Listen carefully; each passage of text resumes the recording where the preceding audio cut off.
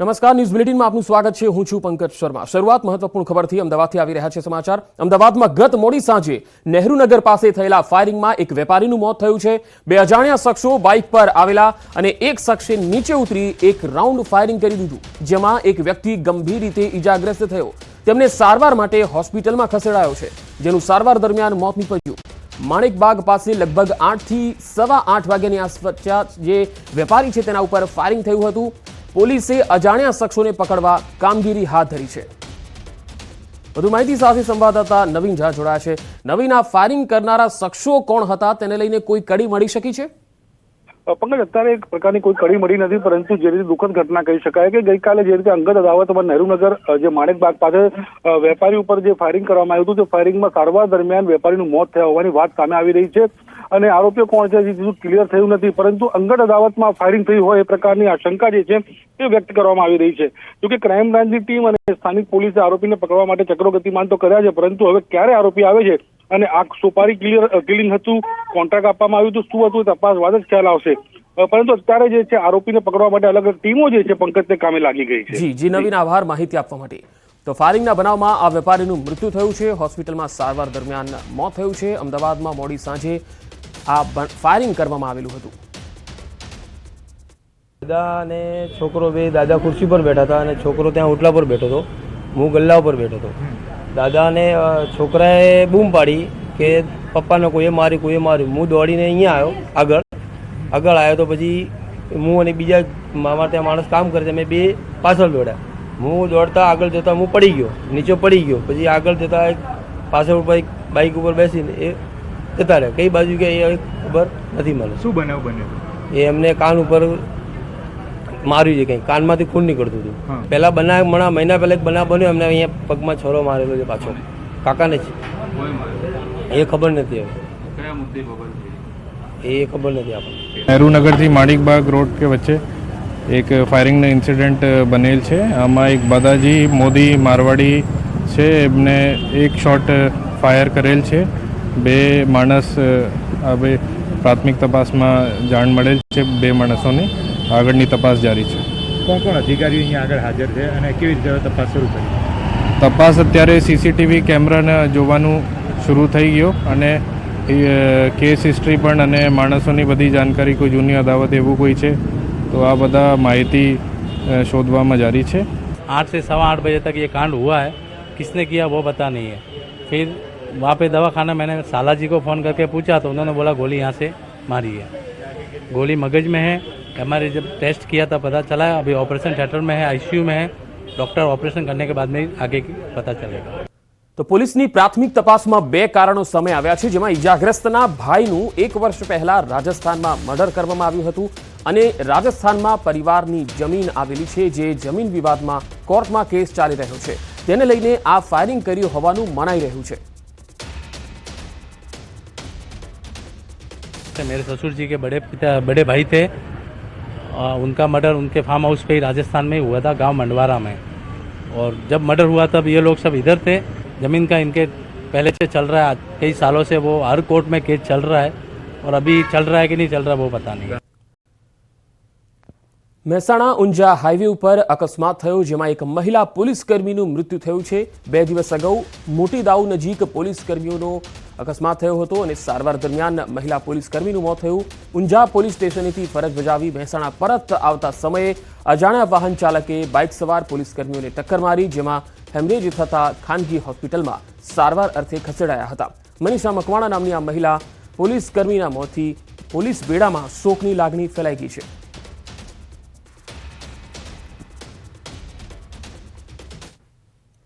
મહેસાણાના વડનગરના મોઢાસણ ચોકડી પાસે અકસ્માત થયો। 1.5 વર્ષના બાળક અને માતાનું મોત થયું।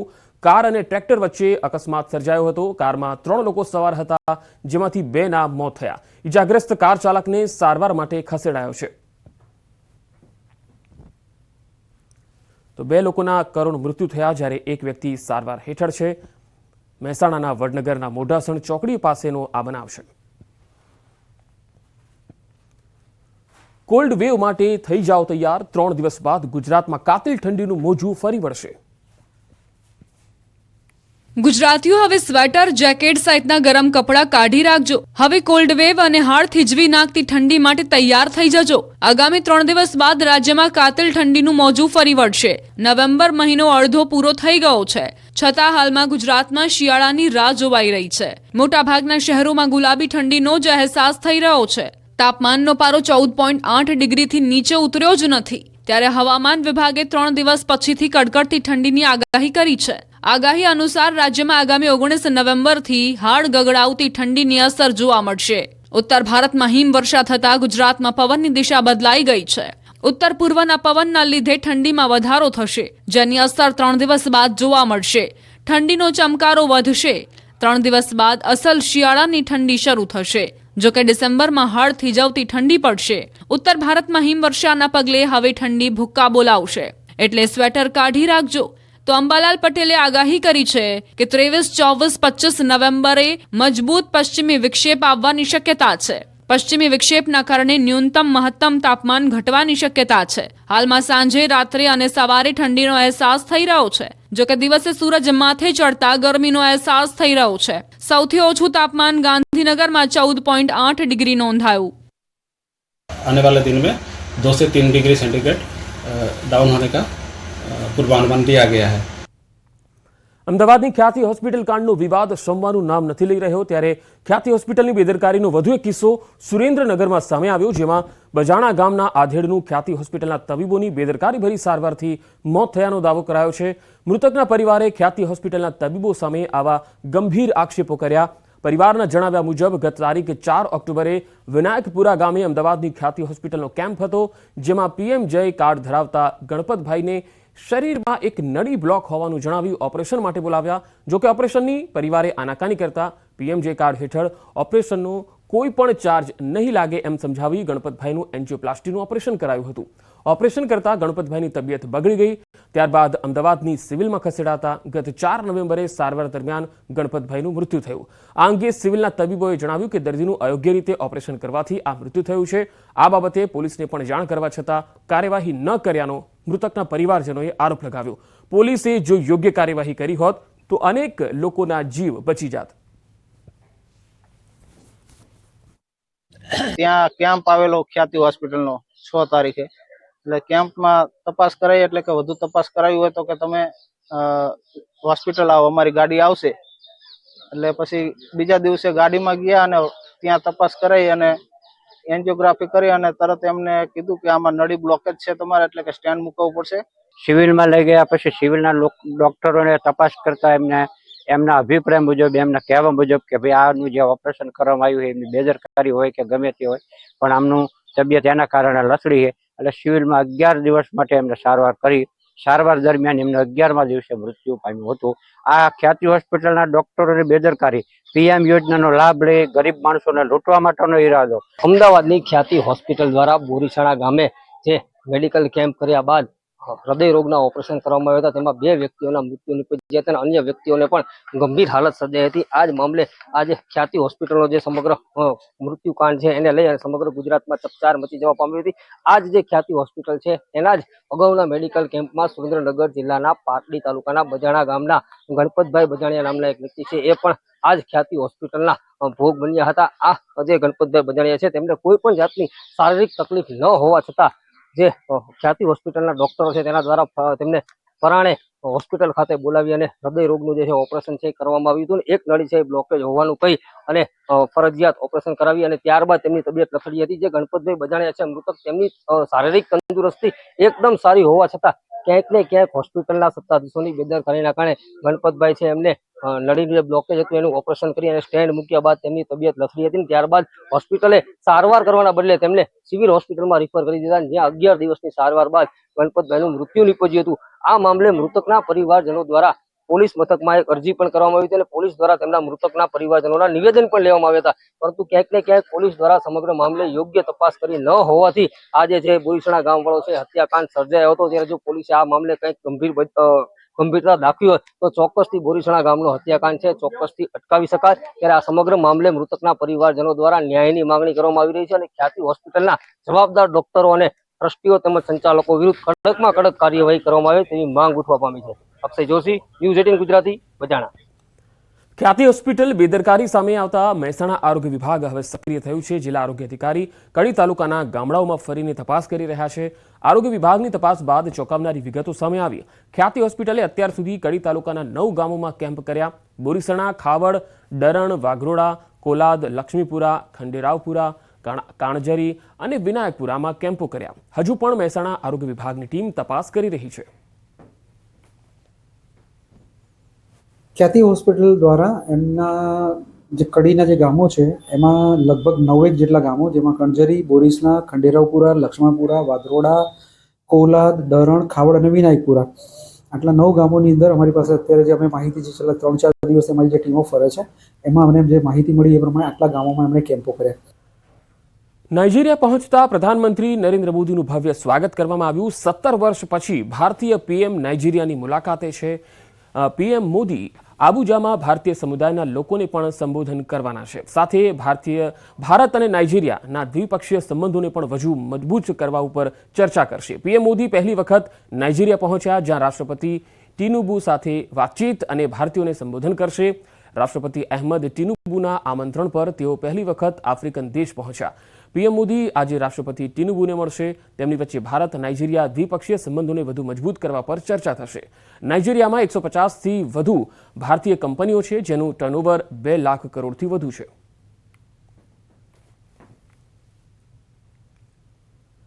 રાજકોટ નાગરિક સહકારી બેંકની ચૂંટણી 28 વર્ષ બાદ નાગરિક બેંકમાં ચૂંટણી યોજાઈ રહી છે. 21 ડિરેક્ટરોની ચૂંટણી માટે મતદાન છે. સહકાર પેનલ અને સંસ્કાર પેનલ વચ્ચે આ ચૂંટણી યોજાઈ રહી છે. સહકાર પેનલમાં જ્યોતિન્દ્ર મહેતા ઉર્ફે મામા અને સંસ્કાર પેનલના કલ્પક મણિયાર ઉર્ફે ભાણેજ વચ્ચે આ ચૂંટણી યોજાઈ રહી છે. 21 ડિરેક્ટરોમાં સહકાર પેનલના 6 ડિરેક્ટરો બિનહરીફ જાહેર થયા છે. અને 15 ડિરેક્ટરો માટે સહકાર પેનલના 15 ઉમેદવારો છે, જ્યારે સંસ્કાર પેનલના 11 ઉમેદવારો મેદાને છે. સવારના 8 વાગ્યાથી મતદાન શરૂ થયું, જે બપોરે 4 વાગ્યા સુધી ચાલવાનું છે. તમામ માટે 332 મતદાન કેન્દ્રો છે અને ખાસ મતદાન પ્રક્રિયા અંતર્ગત રાજકોટ, જેતપુર, મોરબી, અમદાવાદ, સુરત, મુંબઈ સહિતના શહેરોમાં મતદાન મથક ઊભા કરવામાં આવ્યા છે. ચૂંટણીનું પરિણામ 19 નવેમ્બરે આવશે. નાગરિક બેંક સંસ્થામાં પહેલી વખત થાય છે એ વ્યાજબી મારી દ્રષ્ટિએ ન ગણાય, પણ અમારો ઘરમાં છે પ્રશ્ન, એટલે ઇલેક્શન આવ્યું. થોડુંક ગમે ત્યાં ગમે એ ચૂંટણીમાં સામસામે હોય એટલે જરાક કાદવ ઉછળે, પણ સત્ય જ બહાર આવશે. રાજકોટ નાગરિક બેંકની ચૂંટણી આજે યોજાઈ રહી છે. સહકાર પેનલ અને સંસ્કાર પેનલ વચ્ચેની આજે ચૂંટણી પ્રક્રિયા છે તે અત્યારે ચાલી રહી છે. જે રીતના અત્યારે આપ દ્રશ્યો જોઈ શકો છો, અત્યારે અહીંયા લાઈન પણ જોવા મળી રહી છે. ખાસ કરીને જે છે રાજકોટ ઉપરાંત મોરબી, જેતપુર સહિતના અનેક શહેરોમાં આ ચૂંટણી યોજાવા જઈ રહી છે. અત્યારે વહેલી સવારથી જ મતદારો છે તે પોતાના મતાધિકારનો ઉપયોગ કરી રહ્યા છે. સમગ્ર પ્રક્રિયાની જે રીતના વાત કરવામાં આવે તો રાજકોટ નાગરિક બેંક ની આ ચૂંટણી છે તે ક્યાંક ને ક્યાંક પ્રતિષ્ઠાનો જંગ પણ બની ચૂકી છે. હાલ આપણી સાથે ઉમેદવાર છે. શું કહેશો, આજે એક ચૂંટણી યોજાઈ રહી છે? મતદાન ચાલુ થોડી વારમાં થઈ જશે, 4 વાગે ખબર પડશે શું આગળ થશે. ચોક્કસથી અત્યારે અહીંયા જે લાઈનો જોવા મળી રહી છે, મતદારોની લાઈનો જોવા મળી રહી છે. આપણે અંદરના દ્રશ્યો પણ બતાવવાનો પ્રયાસ કરીશું કે મતદારો છે તે અત્યારે પોતાનો મતાધિકારનો ઉપયોગ કરવા માટે પહોંચ્યા છે. નાગરિક બેંકની આ ચૂંટણી છે તે સહકાર પેનલ અને સંસ્કાર પેનલ વચ્ચે અને આ જે જંગ છે, કહી શકાય કે સહકાર પેનલના જે 4 જેટલા ઉમેદવારો છે તે પહેલેથી જ બિનહરીફ થઈ ચૂક્યા છે. અત્યારે નાગરિક બેંક ખાતે જે છે ચૂંટણી પ્રક્રિયા શરૂ થઈ ગઈ છે. હાર્દિક જોશી, ન્યૂઝ 18 ગુજરાતી, રાજકોટ. દાહોદ એસઓજીએ વધુ એકવાર ડ્રોનની મદદથી નશીલા પદાર્થનો પર્દાફાશ કર્યો. દાહોદ એસઓજીએ ડ્રોનની મદદથી ગાંજો ઝડપી પાડ્યો છે. ગુણિયા ફળિયામાં વાવેતર કરેલા ગાંજાના છોડ ઝડપાયા. 169 કિલોગ્રામના કુલ 493 ગાંજાના લીલા છોડ ઝડપી પાડ્યા. એસઓજીએ 16,91,000ના મુદ્દામાલ સાથે એક મહિલા સહિત 3ને ઝડપી પાડ્યા.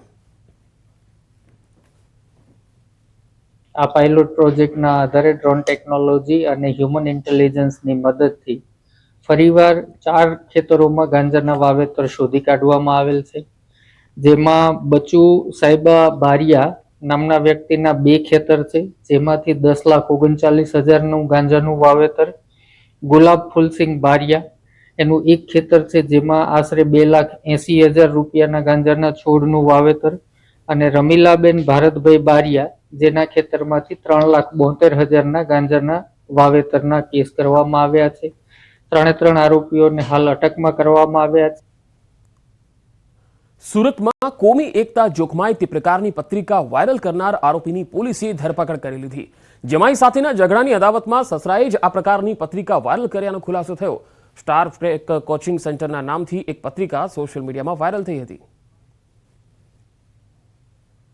આમાં જે આરોપી છે સોલેમાન શેખ, એની પોલીસે ધરપકડ કરી છે અને એની ક્યાંથી આ પત્રિકા છપાવી એની અત્યારે પોલીસ પૂછપરછ કરી રહેલ છે. અત્યાર સુધી જે માહિતી છે એ મુજબ ફક્ત 4 કે 5 જ પત્રિકાઓ એને આ પ્રકારની છપાવી હતી અને એને પોતાના કમ્પ્યુટર સેન્ટર, પોતાના સ્કૂલના કમ્પ્યુટરમાં જ આ પત્રિકા છાપી હોવાનું પોલીસને માહિતી છે. સુરતના કતારગામ વિસ્તારનો એક બનાવ છે જ્યાં રત્નામાલા સર્કલ નજીક નજીવી બાબતે હત્યાનો બનાવ બન્યો. પિકઅપ વાન ચડાવી યુવકની હત્યા કરવામાં આવી. મયુર મેર નામનો આરોપી દ્વારા ગાડી ચડાવીને હત્યા કરવામાં આવી. વધુ માહિતી સાથે સંવાદદાતા સુરતથી કીર્તેશ પટેલ જોડાયા છે. કીર્તેશ, એક યુવકની સરા જાહેર હત્યા, એ પણ પિકઅપ વાન ચડાવીને, શું વધુ વિગતો આવી રહી છે? બિલકુલ, સુરતના કતારગામ વિસ્તારની આ ઘટના છે. રત્નામાલા સર્કલ નજીક સામાન્ય બાબતે, પાર્કિંગ બાબતે થયેલા ઝઘડામાં એક યુવકે બીજા યુવકની હત્યા કરી છે. જીતેન્દ્ર કોઠિયા નામના યુવકની હત્યા કરવામાં આવી છે. મયુર મેર નામના વ્યક્તિએ હત્યા કર્યા હોવાની વિગતો સામે આવી છે. સમગ્ર ઘટનાના સીસીટીવી સામે આવ્યા છે. ગાડી સાઈડમાં મૂકવા બાબતે થયેલી માથાકૂટમાં મૃતકને 150 મીટર સુધી બોનેટ પર ઘસડવામાં આવ્યો છે. સમગ્ર ઘટનાના સીસીટીવી સામે આવતાની સાથે સુરત પોલીસે ગુનો દાખલ કર્યો છે. ક્રાઇમ બ્રાન્ચે આરોપીની ધરપકડ કરી છે. જી કીર્તેશ, આભાર માહિતી આપવા માટે. આગળ વધુ સમાચારો પર નજર કરીશું. હાલ રોકાઈશું એક વિરામ માટે.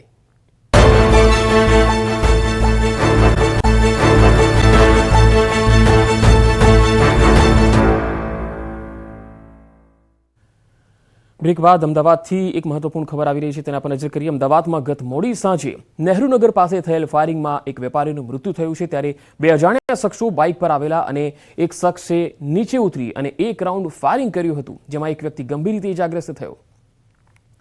વધુ માહિતી મેળવીશું. સંવાદદાતા દીપિકા કુમાર મારી સાથે જોડાયા છે. દીપિકા, જે ફાયરિંગનો બનાવ બન્યો હતો નહેરુનગરમાં, હવે આસપાસના લોકો શું કહી રહ્યા છે? કોઈ પ્રત્યક્ષદર્શી સાથે આપની વાતચીત થઈ શકી છે?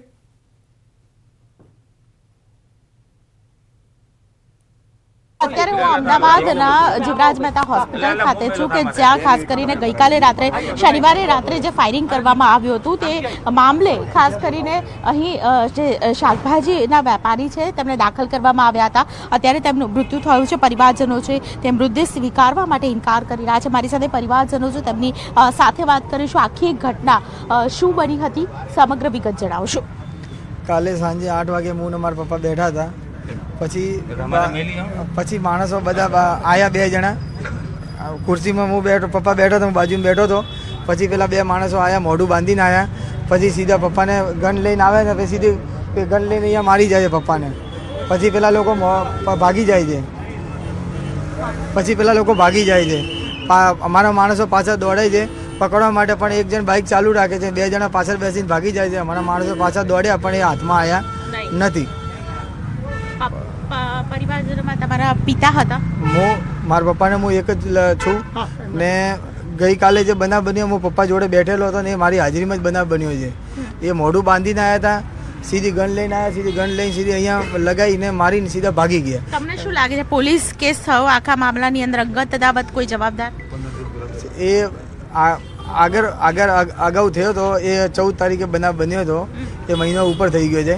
પણ અમને સાહેબે કીધું હતું કે તમારા કાર્યવાહી અમે કરીએ છીએ, તપાસ કરીએ છીએ, પણ હજી કે થઈ નથી કાર્યવાહી. તો આ પહેલા કાર્યવાહી થઈ ગઈ હોત તો આ બીજી વાર અમારા બનાવ ના બનત. એટલે પહેલા અગાઉ પણ આ રીતે હુમલો થયેલો? હા, 14 તારીખે સવારે બનાવ બન્યો હતો. 5 વાગ્યાના ગાળામાં 2 માણસો આવ્યા હતા. પપ્પા ઘરેથી નીકળ્યા ફ્લેટથી, પાછળ આવ્યા. રોજે કોઈ વાર દેરાસર ખુલ્લું હતું, દેરાસરમાંથી જ્યાં દેરાસર બંધ હતું એ દિવસે અમારી પાછળની સાઈડમાં ગલી પડે છે જવા આવવા માટે, મેઇન રોડ ઉપર. ગોપાલ કૃષ્ણ બિલ્ડિંગ દુકાન છે, એની અંદર જ ગલી છે આવવા જવા માટે. એ ગલીમાંથી પપ્પા બહાર નીકળતા હતા એટલે પાછળથી 2 માણસો આવ્યા. ફૂટપાથ ઉપર પપ્પા પહોંચી ગયા હતા બહાર. 2 માણસો આવ્યા અને પછી એમને છાતીને બધે પેટેને બધી મારી. પછી છેલ્લા સરવારે પછી પપ્પા આડા પડી ગયા.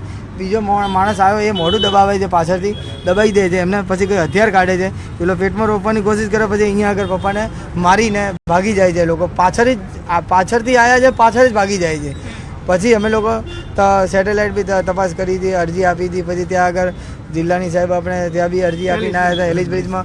એમને કીધું હતું કે અમે લોકો તપાસ કરીએ છીએ ને અમને આશ્વાસન આપ્યો હતો, પણ હજી સુધી અમારું કામ થયું નથી. તમને લાગે છે કે અગાઉ જે હુમલો થયો હતો તેની ઉપર પોલીસે ગંભીરતાથી લેવા જવી હતી આખી વાત? બિલકુલ બિલકુલ. અગર પોલીસ પ્રશાસને 14 તારીખે જે હુમલો થયો એના પછી અગર ત્વરિત પગલાં લીધા હોત અને આરોપીઓને સળિયા પાછળ ધકેલી દીધા હોત તો આજે કાકા બેઠા હોત અને બીજી વાર આવી હિંમત ના કરત. એટલે પ્રશાસનને મારી નમ્ર વિનંતી છે કે જલ્દીથી જલ્દી આરોપીઓની ધરપકડ કરી જેલના સળિયા પાછળ મોકલે અને પીડિત પરિવારને ન્યાય અપાવે. બિલકુલ. અગાઉ જે હુમલો થયો તેની પાછળનું કારણ શું જવાબદાર હોઈ શકે છે? આગળ પેલું પકડ્યા હોત, કોઈ બી તપાસ કરી હોત તો પેલા લોકો બીજી વાર ના આવત. હવે બીજા પહેલી વાર જ્યારે હુમલો થયો તેની પાછળનું કારણ? બહારથી માણસો મોકલ્યા કોઈ કે ને અમારી ઉપર હુમલો કરી ગયા. પણ કોઈ કારણ, કોઈ જવાબદાર કારણ બોલો તો કહેવાનો મતલબ અમારે આગળ બનાવે. જી દીપિકા, આભાર. સતત અપડેટ લેતા રહીશું આપણી પાસેથી. તો આ ઘટનામાં હાલ પોલીસ તપાસ કરી રહી છે. અંગત અદાવતમાં વેપારી પર ફાયરિંગ થયું હતું.